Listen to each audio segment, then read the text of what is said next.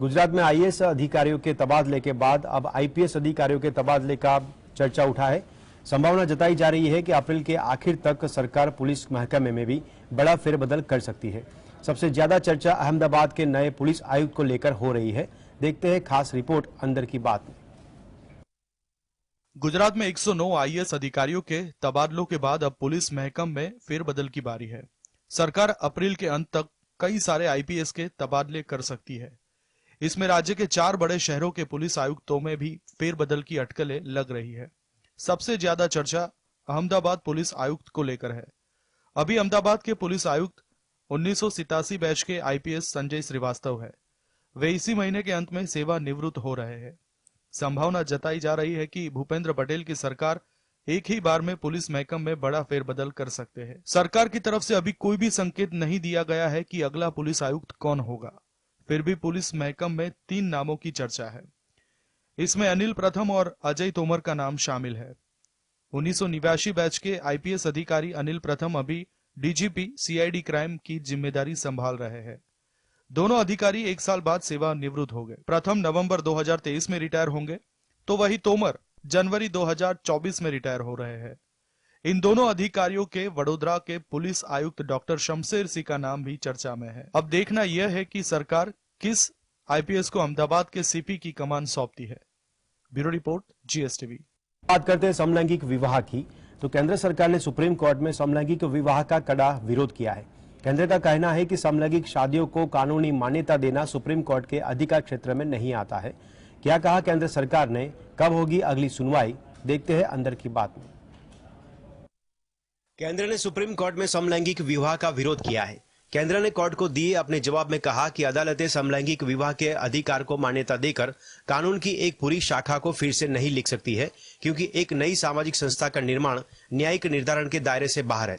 केंद्र ने कहा कि जुडिशियल अवार्ड की मदद से समलैंगिक विवाह को मान्यता नहीं दी जा सकती। यह संसद के क्षेत्र में अधिकार क्षेत्र में आता है, न कि सुप्रीम कोर्ट के। केंद्र ने कहा कि कोर्ट के लिए याचिकाएं सोशल एक्सेप्शंस के उद्देश्य से अर्बन एलिट आइडियाज को दर्शाती है। केंद्र ने कहा कि शादी केवल एक पुरुष और एक महिला के बीच हो सकती है। सुप्रीम कोर्ट ने समलैंगिक विवाह को कानूनी मान्यता देने वाली याचिकाओं पर सुनवाई के लिए 5 न्यायाधीशों की संविधान पीठ का गठन किया है। इसमें सुप्रीम कोर्ट के chief justice D Y Chandrachud, justice Sanjay Kishan Kaul, S Ravindra Bhat, P S Narasimha और हेमा कोहली भी शामिल है। मामले पर अब अगली सुनवाई 18 अप्रैल को होगी। Bureau report. केंद्र सरकार का अगला विजन कंप्रेस्ड बायोगैस है। कंप्रेस्ड बायोगैस एक नए तरह का ईंधन है जो कच्चा तेल, प्राकृतिक गैस और सीएनजी जैसे फ्यूल पर निर्भरता को कम कर देगा। साथ ही इससे कार्बन का उत्सर्जन भी नहीं होगा। क्या होता है कंप्रेस्ड बायोगैस, सरकार क्यों कर रही है इस पर फोकस, क्या सस्ता हो जाएगा ईंधन, देखते हैं स्पेशल रिपोर्ट अंदर की बात में। पेट्रोलियम मंत्रालय कंप्रेस्ड बायोगैस के रूप में ईंधन के नए अवसर तलाश रहा है। मंत्रालय की ओर से कई राज्यों में कंप्रेस्ड बायोगैस लगाने की योजना बनाई गई है। केंद्रीय पेट्रोलियम मंत्री हरदीप सिंह पुरी ने अपने एक बयान में कहा है कि जैव ईंधन के क्षेत्र में 2030 तक 20% की ग्रोथ का लक्ष्य रखा गया है, लेकिन इसे घटाकर अभी 2025 कर दिया गया है। CBG is an area where if you heard all the statements here, all the stakeholders, the central government, the state governments, our OMCs, etc. You have the feedstock. It is a question of organizing yourself. So I listed all those things, and I'm very optimistic that this is an area for not just major growth, but immediate growth. Compressed biogas अनाक्सी प्रक्रिया से बना हुआ एक प्रकार का ईंधन है। यह अत्यंत ज्वलनशील पदार्थ है जिसका उपयोग मोटर वाहनों को चलाने के साथ ही खाना पकाने और अन्य कई कामों के लिए किया जा सकता है। कंप्रेस्ड बायोगैस बायोमास से तैयार किया जाता है। बायोगैस पैदा होने में करीब 95% से लेकर 60% तक मीथेन, 40 से 45% कार्बन डाइऑक्साइड और हाइड्रोजन सल्फाइड होता है। इसमें मिथेल की मात्रा 90% होती है। देश में पर्याप्त मात्रा में बायोमास को देखते हुए ऑटोमोटिव इंडस्ट्री और कमर्शियल क्षेत्र में सीएनजी की जगह इसका उपयोग किया जा सकता है। Bureau report, GSTV. और अब बात राहुल गांधी की। कर्नाटक विधानसभा चुनाव 2023 के मद्देनजर कांग्रेस नेता राहुल गांधी राज्य के 2 दिवसीय दौरे पर हैं। इस दौरान उन्होंने अपनी रैली में बीजेपी और आरएसएस पर निशाना साधा। क्या कहा राहुल गांधी ने, देखते हैं इस रिपोर्ट में।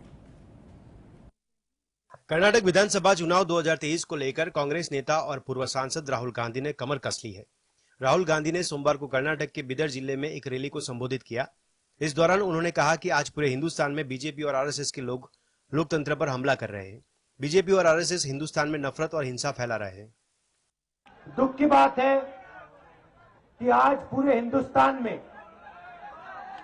आरएसएस और बीजेपी के लोग लोकतंत्र पर आक्रमण कर रहे हैं। जो बसवना जी की सोच थी कि सबकी भागीदारी होनी चाहिए, सबको जगह मिलनी चाहिए और सबको एक साथ मिलकर आगे चलना चाहिए, उस सोच पर बीजेपी और आरएसएस आक्रमण कर रहे हैं। हिंदुस्तान में नफरत फैला रहे हैं, हिंसा फैला रहे हैं और जो सबसे गरीब कमजोर लोग हैं उनसे धन छीनकर 2-3 अरबपतियों को धन दिलवा रहे हैं। राहुल गांधी ने कहा कि आरक्षण में 50% कैप को हटा देना चाहिए। हिंदुस्तान के पीएम ओबीसी का भला नहीं चाहते हैं। 2011 में यूपीए सरकार के दौरान जातिगत जनगणना हुई थी, लेकिन मोदी सरकार ने इस जनगणना की रिपोर्ट को जारी नहीं किया। जनगणना की ये रिपोर्ट सबके सामने आनी चाहिए। उन्होंने लोगों से कांग्रेस को वोट देने की अपील करते हुए कहा कि इस कर्नाटक विधानसभा चुनाव में 150 सीट कांग्रेस पार्टी को दीजिए। हमें 40% वाली सरकार को हटाना है और 40% कमीशन वालों को 40 सीट ही देनी है। उन्होंने कहा कि कॉन्ट्रैक्टर एसोसिएशन प्रधानमंत्री को पत्र लिखकर बताता है कि कर्नाटक में 40% कमीशन लिया जा रहा है। पीएम नरेंद्र मोदी ने चिट्ठी का जवाब तक नहीं दिया। Bureau report. और अब बात महाराष्ट्र की, तो मुख्यमंत्री एकनाथ शिंदे और उप मुख्यमंत्री देवेंद्र फडणवीस की 9 महीने की पुरानी सरकार की छवि को रविवार को सबसे गहरी चोट पहुंची है, जब केंद्रीय गृह मंत्री अमित शाह द्वारा महाराष्ट्र भूषण अवार्ड 2022 से सम्मानित किए जाने के बाद अप्पा साहेब धर्माधिकारी के कम से कम 12 अनुयायियों को लू लगने से मौत हो गई। क्या शिंदे की लापरवाही से हुई वारदात? देखते हैं अंदर की बात में। नई मुंबई के खारघर में आयोजित महाराष्ट्र भूषण पुरस्कार समारोह में गर्मी से 13 लोगों की मौत के बाद हंगामा मच गया। 600 से अधिक लोगों को हीट स्ट्रोक का सामना करना पड़ा है, इसलिए मरने वालों की संख्या बढ़ने की उम्मीद है। आरोप लगाया जा रहा है कि एकनाथ शिंदे ने शक्ति प्रदर्शन की उम्मीद में बड़ी संख्या में लोगों को इकट्ठा किया, लेकिन कोई सुविधा नहीं दी, इसीलिए लोगों की मौत हो गई। शिंदे की घोर लापरवाही के लिए आलोचना हो रही है। कार्यक्रम में महाराष्ट्र, मध्य प्रदेश, कर्नाटक और गुजरात से 20 लाख से ज्यादा लोग आए, लेकिन लोगों के लिए कोई मंडप नहीं बनाया गया। लोगों के खुले में बैठने की व्यवस्था की गई। भीषण गर्मी में 6 घंटे तक खुले आसमान के नीचे रहने से कई लोगों को लू लग गई और 13 लोगों की मौत हो गई। इस समारोह में अमित शाह, समाज सेवी डॉक्टर दत्तात्रेय नारायण उर्फ अप्पा साहब और महाराष्ट्र भूषण पुरस्कार से सम्मानित किया गया। महाराष्ट्र सरकार हर साल इस अवार्ड में 25 लाख रुपए देती है। Bureau report, GSTV। और अब बात करते हैं कैदियों के कपड़े के बारे में। जी हाँ, जेल में कैदी सफेद रंग के कपड़े पहनते हैं और उन पर काले रंग की धारियां बनी होती है। ऐसा नहीं है कि ये सब फिल्मों में ही होता है, असल में भी कैदियों को ऐसी ही ड्रेस दी जाती है। आखिर इसके पीछे की वजह क्या है? क्यों कैदियों के लिए इस ड्रेस का चुनाव किया गया? आइए देखते हैं अंदर की बात स्पेशल रिपोर्ट में। समाज के अपराधियों को न्यायपालिका जेल की सजा सुनाती है। आपने कई फिल्मों में देखा होगा कि जेल के कैदियों को कपड़े भी एक जैसे ही दिए जाते हैं। जेल में कैदी सफेद रंग के कपड़े पहनते हैं और उन पर काले रंग की धारियां बनी होती है। आखिर इसके पीछे की वजह क्या है? क्यों कैदियों के लिए इस ड्रेस का चुनाव किया गया? आइए जानते हैं। कैदियों के इस तरह के कपड़े पहनने के लिए दी जाने की वजह इतिहास से जुड़ी हुई है।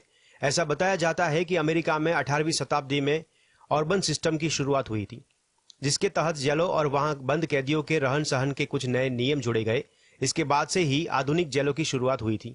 हालांकि ऐसा नहीं है कि पूरी दुनिया की जेलों में कैदियों के लिए एक जैसी ड्रेस हो। भारत के कैदियों की बात करें तो कैदियों की ऐसी ड्रेस का चलन अंग्रेजों के समय से आज तक चला आ रहा है। Bureau report, GSTV। सऊदी अरब सहित 23 देशों के तेल उत्पादन कम करने के फैसले के बाद हर रोज लगभग 19 करोड़ लीटर क्रूड ऑयल का उत्पादन कम हो जाएगा और अब आने वाले समय में भारत में डीजल पेट्रोल की कीमतें भी बढ़ सकती है। क्या है वजह? देखते हैं अंदर की बात में। सऊदी, रूस सहित ओपेक प्लस के सदस्य देशों ने आने वाले समय में तेल उत्पादन में कटौती करने का फैसला लिया है। ओपेक प्लस की इस घोषणा ने पूरी दुनिया की चिंता बढ़ा दी है। संगठन के इस कदम के बाद अंतर्राष्ट्रीय बाजार में ब्रेंट क्रूड ऑयल की कीमत 8% तक बढ़ गई है। अमेरिका और चीन के बाद भारत दुनिया का तीसरा सबसे बड़ा तेल उपभोक्ता है। साल 2022 के अप्रैल से दिसंबर के बीच कुल 1.27 अरब बैरल तेल खरीदा गया था। कुल खरीदे गए तेल का 19% भारत ने रूस से खरीदा था। पिछले 9 महीनों की लिस्ट देखें तो पाएंगे कि भारत सबसे ज्यादा तेल रूस से ही खरीदता था।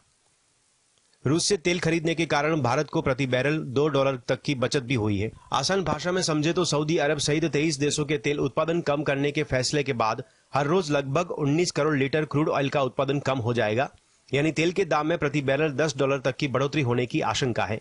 इन देशों के इस फैसले का असर भारत के पेट्रोल डीजल के दाम पर भी पड़ सकता है। Bureau report, GSTV।